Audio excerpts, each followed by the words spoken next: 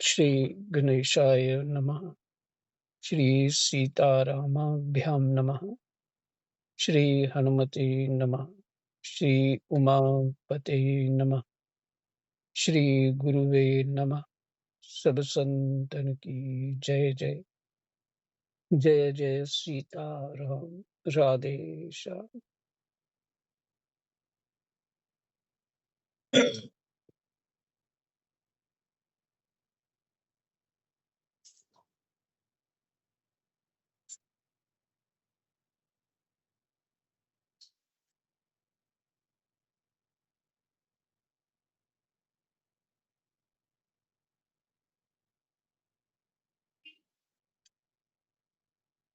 ये पूरा हो गया था अध्याय 31वां।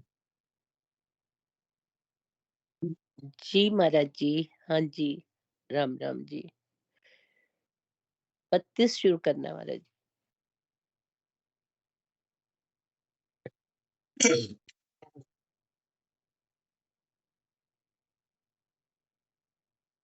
32वां अध्याय भगवान का प्रकट होकर गोपियों को संतावना देना।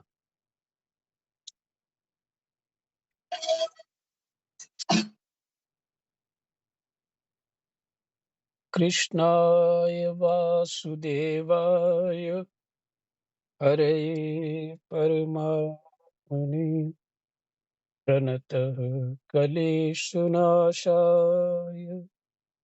गोविंदाय नमो नमः।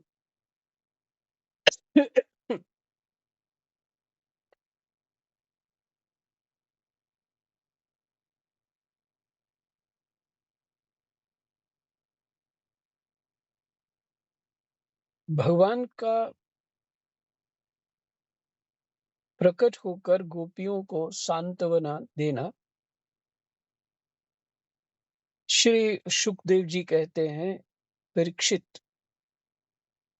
भगवान की प्यारी गोपियां विरह के आवेश में इस प्रकार भांति भांति से गाने और प्रलाप करने लगीं।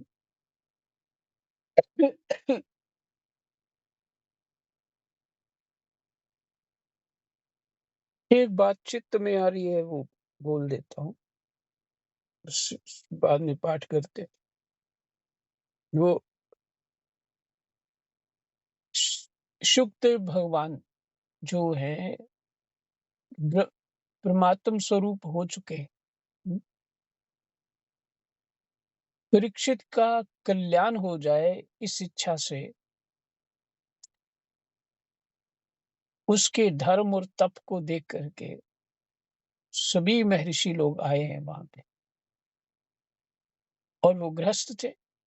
और ग्रस्त के ऊपर फिर और टेंशन वाला कार्य जो है वो राजा का होता है, जिसमें रजोगुण तमोगुण भरमार होती है।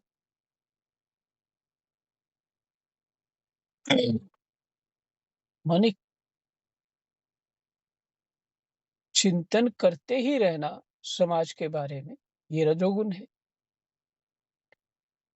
तमोगुण क्या है? शंका करना, दूसरे के ऊपर शंका करना, ये पता नहीं कैसा है। तो तो राजा के आंख और कान उसके गुप्तचर विभाग होता है, और राजा के हृदय में कुछ और होता है और कहता कुछ और है। ये सारा तमोगुण है।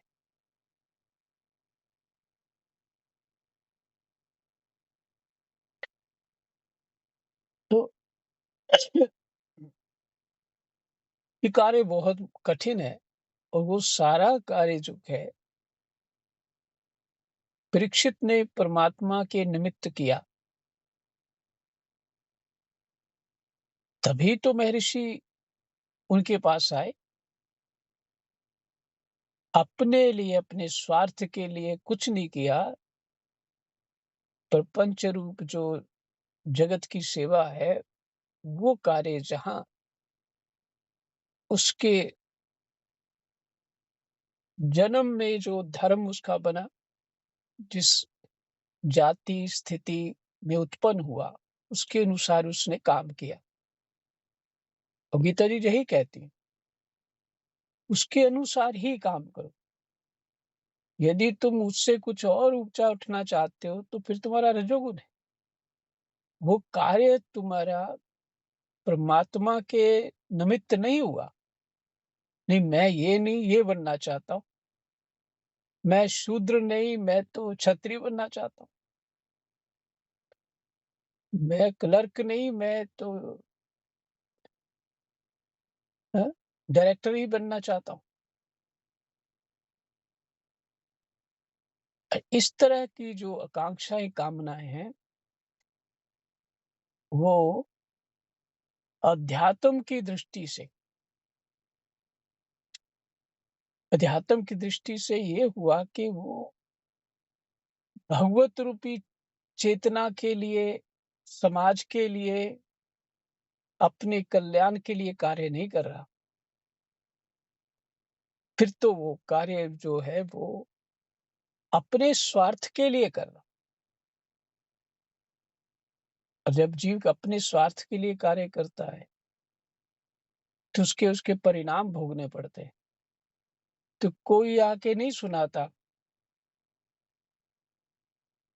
फिर ऐसे जीवों को कोई आके नहीं सुनाता। जैसे सुखदेव जी प्रकट हुए और बड़े-बड़े महर्षि आए और सत्संग भी प्राप्त नहीं होता, क्योंकि चित्त कहीं और रहता है। अब चित्त रहता इतना घर, मैंने इतनी पूरा पूरा जीवन घर को दे दिया, समाज को दे दिया। अब मैं इसको सँभालूँगा नहीं, तो क्या स्थिति होगी? और घर को सँभालने के चक्कर में वो घर से आसक्ति नहीं छोड़ पाता। और वो तो एक दिन सँभलना ही है सब कुछ, क्योंकि तुम जैसे ही तुम्हारी बुद्धि स्टॉप हुई, अ, शरीर ढीला हुआ, तो दूसरों ने जो उनके चित्त में वैसे रहना। हुँ, जो तुम करते हो, जैसी चाह वैसे तो कुछ करेगा नहीं, कोई भी नहीं करता। सब अपनी इच्छा से ही चलते हैं जीवन में। तो इस तरह के जो मानसिक बंधन है, उससे दूर रहना चाहिए। सिर्फ अप जो यथास्थिति है उसमें मुझे क्या करना चाहिए, और भविष्य का चिंतन ना करे, वो प्रारब्ध है, बड़े-बड़ों का प्रारब्ध। कितना पैसा हो, कितने शक्तिशाली लोग रहते हो, पर प्रारब्ध भोगना पड़ता है। माता सीता जी को भोगना पड़ा। महाराज जनक की क्या स्थिति है कि सुखदेव को भी ज्ञान दिया। प्रारब्ध जो है वो छोड़ता नहीं, वो भोगना पड़ेगा। तो प्रारब्ध क्या है? वो जो इस समय जो कर्म कर रहे हैं वही प्रारब्ध होगा। तो जितना हमको मिलना है ना, वो उतना ही मिलना है। सुख-दुःख सिर्फ ज्ञान के अंदर और प्राणायाम के अंदर एक शक्ति है। प्राणायाम भी पाप को नष्ट कर देता है और ज्ञान भी नष्ट कर देता है। कि हमारी बुद्धि का चिंतन ठीक हो जाता है। जब चिंतन ठीक हो जाते हैं, तो किसी प्रकार की जो मनोकामनाएँ हमारी जो ठीक नहीं हो रही होती, वो उनकी पीड़ा नहीं रहती फिर, क्योंकि बुद्धि का सोचना सही ढंग से हो गया और सारी पीड़ाएँ चली जाती हैं। कोई भी माता-पिता अपने बच्चों को सुख दे ले, संभव नहीं है। हुँ,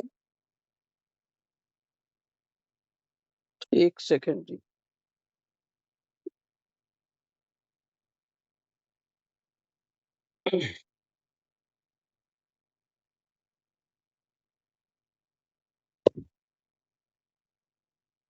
बच्चे अपना प्रारब्ध ले रहे हैं, हुँ, और तुम अपने मोह में पड़े हुए। तुम अपने कर्मों को सेवा नहीं बनाया। हुँ, तो उसका परिणाम यही है, मोह, और मोह का परिणाम है दुःख और जन्म-जन्मांतर। तो भागवत सुनना एक भगवत कृपा है। ऊपर ही 9वें श्लोक में आपने 31 में सुना,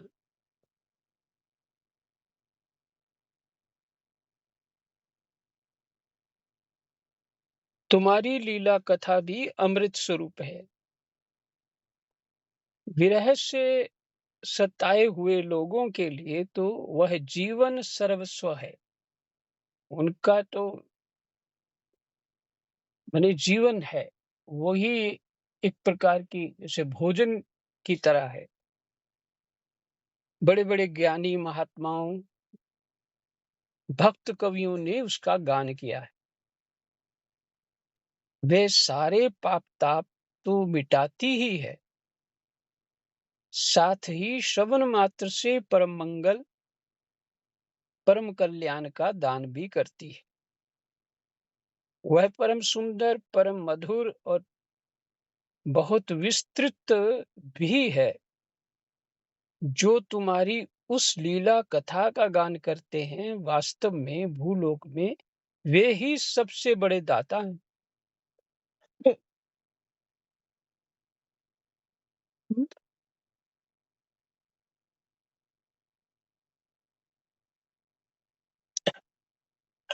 आवाज ठीक ना आए या कोई और आवाजें आए तो मेरे को बता दीजिए। तो मैं बाहर बैठ के वो कर रहा हूँ पाठ।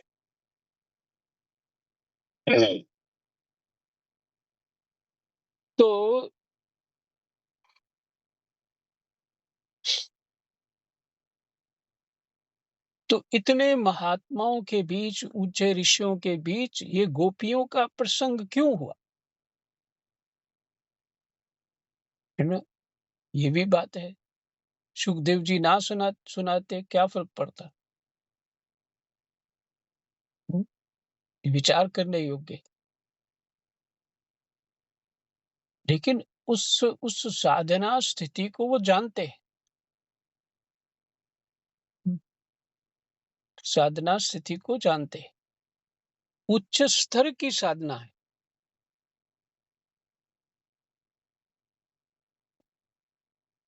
चित्त में तो बहुत सारी बातें आती हैं, पर सभी बातें कह नहीं सकते हैं। इसलिए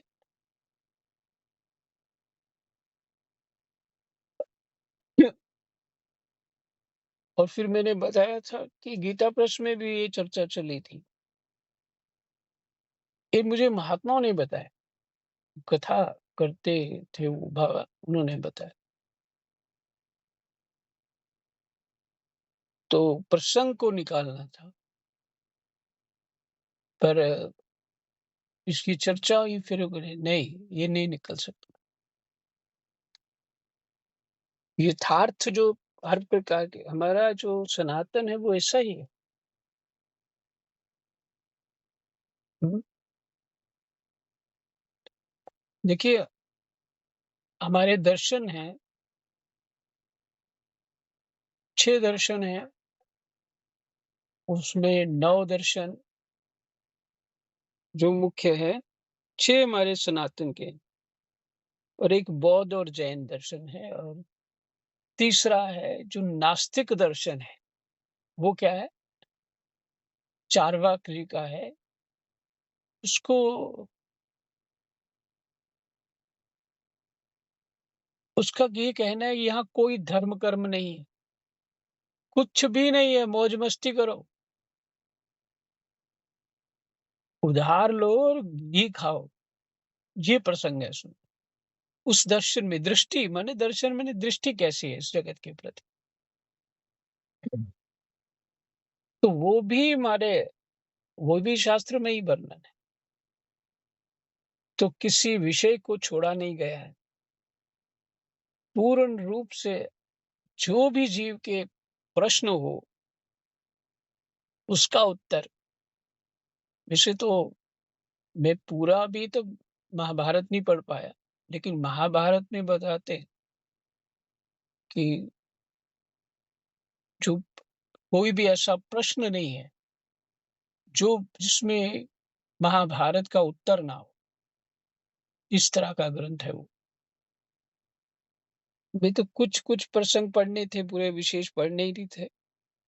और आप लोगों के साथ मैं ये दशम स्कंद पढ़ रहा हूँ। और मैंने कभी दशम स्कंद नहीं पढ़ा।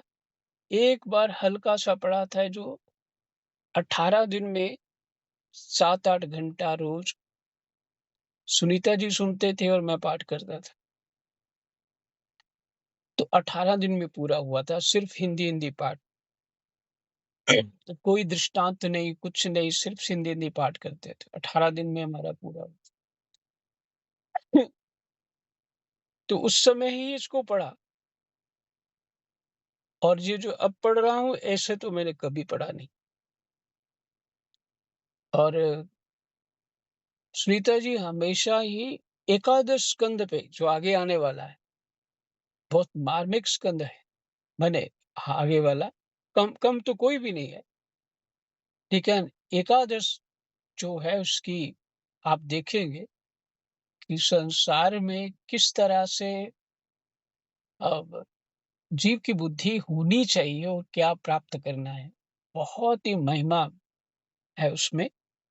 यहाँ जो भक्त हो चुके हैं, परमात्मा से प्रेम करते, जिनकी भक्ति है, उनको ये बहुत प्रिय लगता है, दशम स्कंद। और अभी तो लंबा है ये पाठ, काफ़ी लंबा।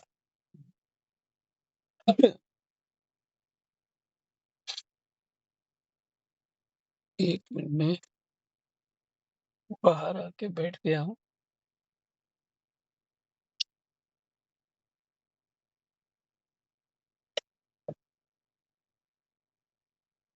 हुँ,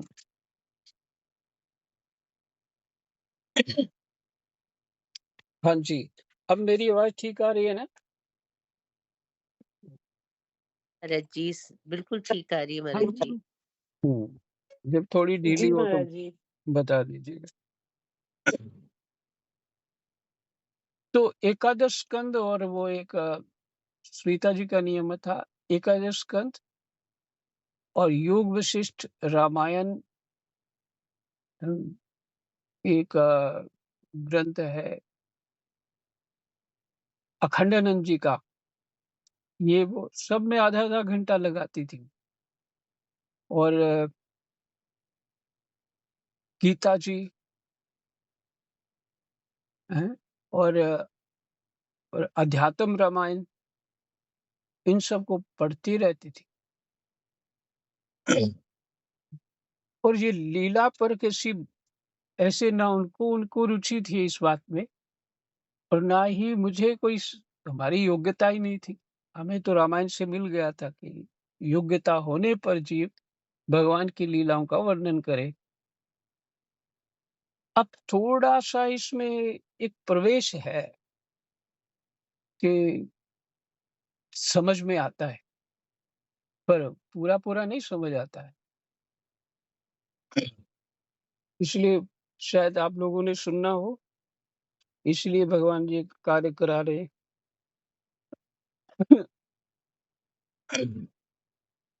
तो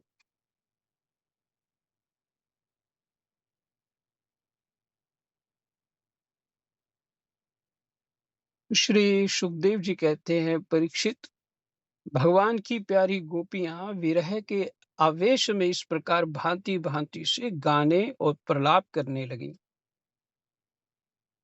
अपने कृष्ण प्यारे के दर्शन की लालसा से वे अपने को रोक ना सकीं।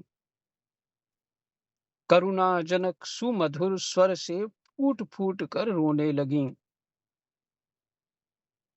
ठीक उसी समय उनके बीचों बीच भगवान श्री कृष्ण प्रकट हो गए।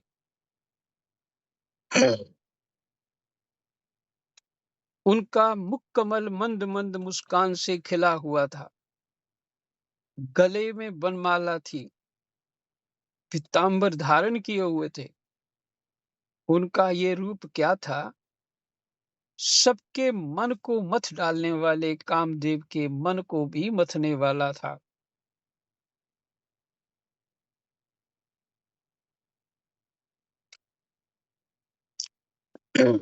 कोटि कोटि कामों से भी सुंदर परम मनोहर प्राण वल्लभ श्याम सुंदर को आया देख गोपियों के नेत्र प्रेम और आनंद आनंद से खिल उठे।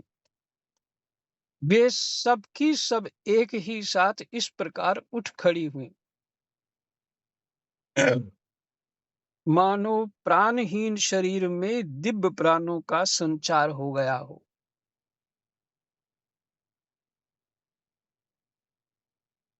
मानो हीन शरीर में दिव्य प्राणों का संचार हो गया हो।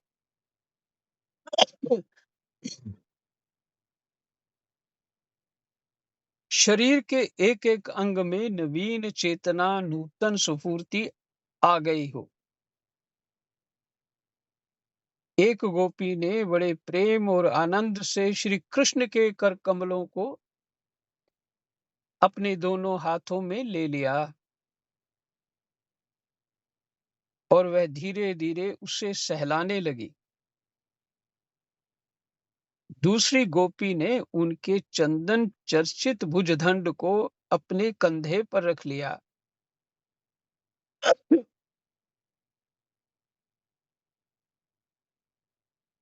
तीसरी सुंदरी ने भगवान का चबाया हुआ पान अपने हाथों में ले लिया।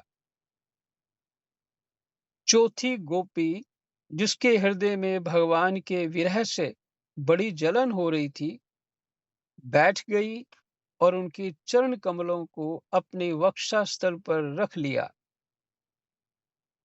पांचवी गोपी प्रणय कोप से बेहवल होकर भौहें चढ़ाकर दांतों से होठ दबाकर अपने कटाक्ष बाणों से बींदती हुई उनकी ओर ताकने लगी।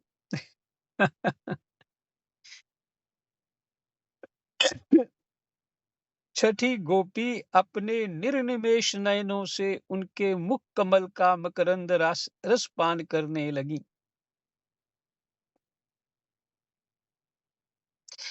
देखिए, ये मनोवृत्तियां हैं ना सभी। हर प्राणी की अपनी अपनी मनोवृत्तियां है ना। और ये मनोवृत्तियां परमात्मा की लीलाएं हैं। ये स्वतः ही गोपियां ही लीलाएं हैं उनकी। हम्म।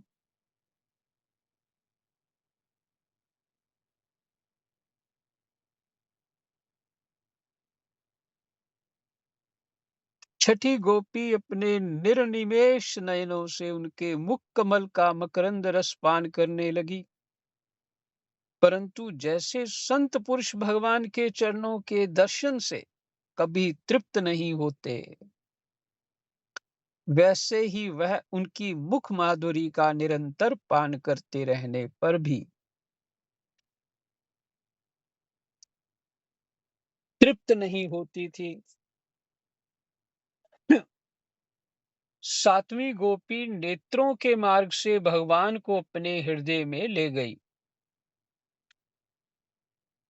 फिर उसने आंखें बंद कर ली। अब मन ही मन भगवान का आलिंगन करने से उसका शरीर पुलकित हो गया। रोम रोम खिल उठा और वह सिद्ध योगियों के समान परमानंद में मगन हो गई। ये ध्यान हो गया, आपका योग हो गया।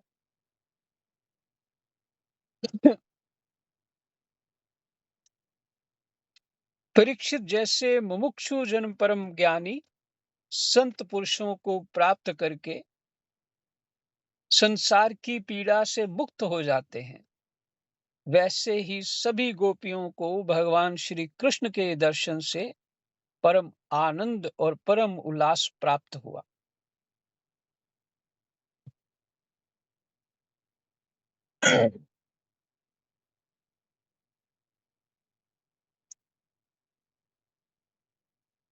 दृष्टांत में ये जो संतों का दृष्टांत दिया, उसी में सब कुछ कह दिया कि बात है क्या।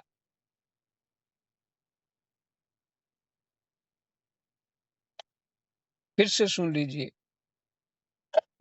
महाराज सुखदेव जी परीक्षित को कह रहे हैं, जैसे मुमुक्षु जन परम ज्ञानी संत पुरुष को, मुमुक्षु जन मैंने जिज्ञासु, मुमुक्षा की इच्छा रखने वाले परम ज्ञानी संत पुरुष को प्राप्त करके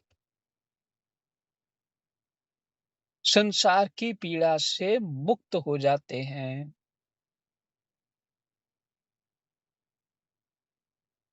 सत्संग और विचार देते हैं तो जीव के क्लेश दूर हो जाते हैं।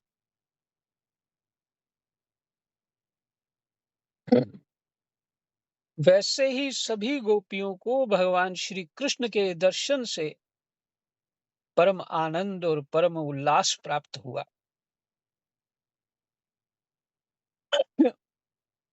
उनके विरह के कारण गोपियों को जो दुख हुआ था, उससे वे मुक्त हो गईं और शांति के समुद्र में डूबने उतराने लगीं। परीक्षित, यूं तो भगवान श्री कृष्ण अच्युत और एक रस हैं। अच्युत का आपको अर्थ पहले भी बता दिया कि वो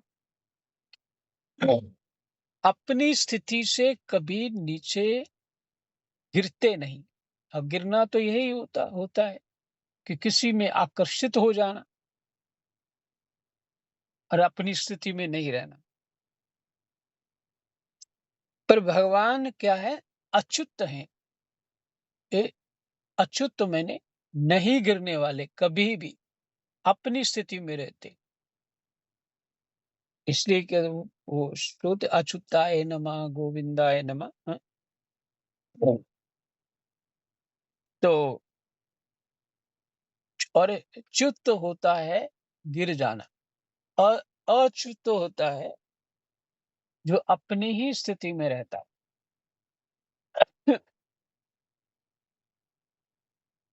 श्री कृष्ण अच्युत और एक रस हैं। उनका सौंदर्य और माधुर्य निरतिशय है।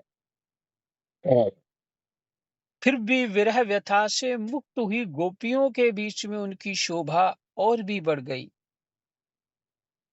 ठीक वैसे ही जैसे परमेश्वर अपने नित्य ज्ञान बल आदि शक्तियों से सेवित होने पर और भी शोभायमान होता है।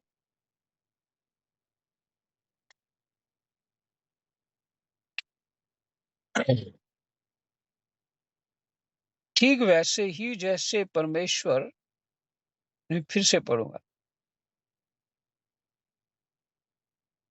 उन परीक्षित ज्यों तो भगवान श्री कृष्ण अच्युत और एक रस हैं। उनका सौंदर्य और माधुर्य निरतिशय है। फिर भी विरह व्यथा से मुक्त हुई गोपियों के बीच में उनकी शोभा और भी बढ़ गई। ठीक वैसे ही जैसे परमेश्वर अपने नित्य ज्ञान बल आदि शक्तियों से सेवित होने पर और भी शोभायमान होते हैं। हम्म, उन- उनकी शोभा और बढ़ गई, जैसे परमेश्वर अपने नित्य ज्ञान बल आदि शक्तियों से सेवित होने पर भी और भी शोभायमान होते हैं। भगवान अच्युत हैं। हाँ? और गोपियों के सभी भाव हैं भगवान के प्रति, और लौकिक पारलौकिक सभी तरह के भाव हैं उनके। पर भगवान अपनी स्थिति में है, वो तो हो ही नहीं सकता। एक मिनट बंद करना पड़ेगा।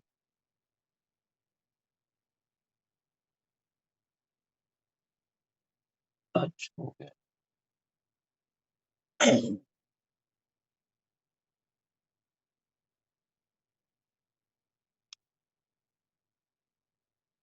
तो यहाँ से समझ में आता है, यदि यदि गोपियों की ये भक्ति है ना, इन्हें इन्हें इन्हें अपनी स्थिति के अपने ही जो वृत्तियां हैं उसको भक्ति रूप बना लिया है।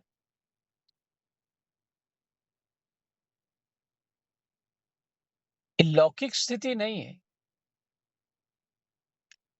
तो इसलिए वहां तक बुद्धि पहुंचाना थोड़ा कठिन काम है।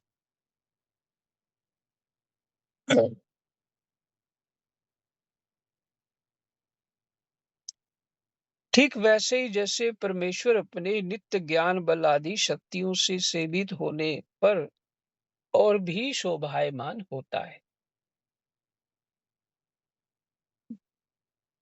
अच्छा, कोई अंधकार सूर्य के सामने तो जा नहीं सकता, ये संभव ही नहीं है। तो गोपियों की स्थिति क्या अंधकारमयी है, लौकिक है? नहीं, उस परमात्मा के सामने कोई ऐसी मानसिकता वाला, हम्म, शरीर बुद्धि वाला नहीं पहुंच पाएगा। अगर पहुंचा भी तो उसका अंधकार चला जाएगा। इसीलिए सभी जीव साधना कर रहे हैं। ये सभी जीव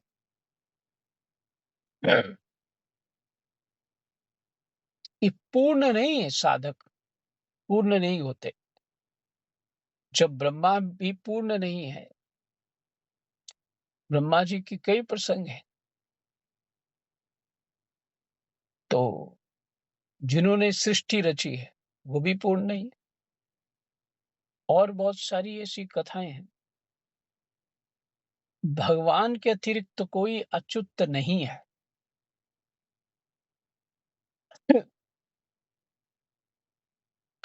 तो जीव साधना के लिए ही जिस सभी प्रयास कर रहा है, माने अपने आप को साध रहा है, वही ब्रह्म रूप जीव को होना है।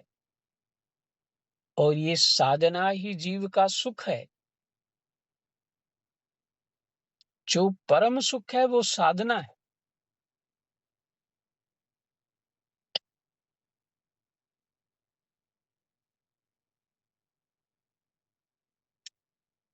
इसके बाद कुछ होगा, वो तो तुम एक रस हो जाओगे, फिर तो साधना का रस है होगा ही नहीं। अभी जो गोपियों को विरह का रस है, उनको देखने का रस है, क्योंकि ऐसा वो मिल नहीं रहा है जैसे गोपियों ने भगवान से व्यवहार किया है। हुँ? ऐसा कोई नहीं है जो भगवान है जैसे, है ना? इसीलिए तो चाह हो रही है। तो ये जब तक जीव इस स्थिति में नहीं आता, विरह की स्थिति में नहीं, कष्ट की स्थिति में नहीं आता, तो सुख की चाह नहीं होती।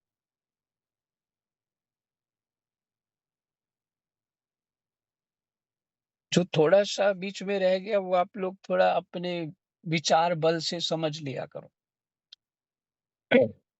कभी मेरी बुद्धि बहुत कुछ चल रहा होता है और उसमें थोड़ा बोल पाती है। मेरे ख्याल सबके साथ ऐसा ही होता है।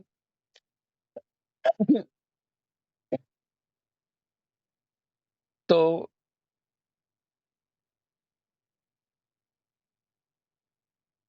साधना परम सुख है। तो एक गोपी का जो वर्णन है ऊपर, अच्छा ये हम सब तो भगवान की वृत्तियाँ ही हैं, ऐसा मान के चलिए। और भगवान से परे है नहीं है। माने भगवान हम में ही है। और वही भगवान हम में ही है और भगवान में हैं हम। ये तो आप सभी कथाओं से समझ चुके होंगे कि पूरा जो कुछ भी दिख रहा है ये परमात्मामय है। बाहर और भीतर परमात्मा ही है। आत्मा भी परमात्मा है और बाहर जो सब कुछ है, ये परमात्मा ही है। तो इसलिए अपने आप को एक वृत्ति कहना गलत नहीं है, उचित है।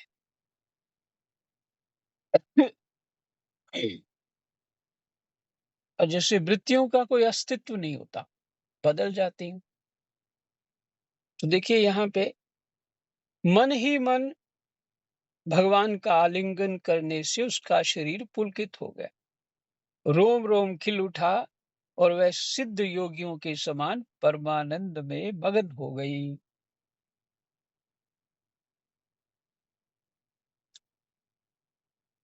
यहाँ ये स्पष्ट हुआ कि जीव मात्र एक विचार है और प्रसन्नता हो गई। माने अब इसको खोलें कैसे? थोड़ा मुश्किल है मेरे लिए। तो मन और बुद्धि ही जीव है। उसके अतिरिक्त जो कुछ भी है, वो सब जड़ है।